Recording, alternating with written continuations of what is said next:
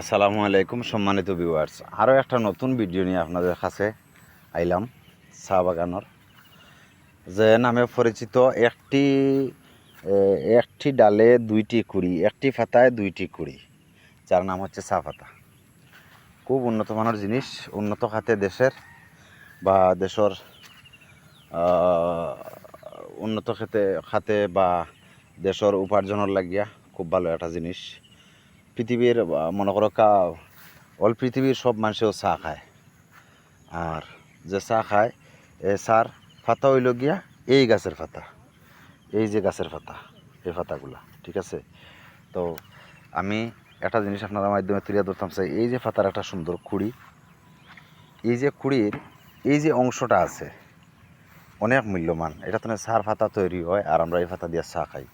তো আমার এই ভিডিওটা যদি আপনার কাছে ভালো লাগে, তাকে সুন্দর লাগে, আপনারা সুন্দর সাপোর্ট করবা, পাশে থাকবা।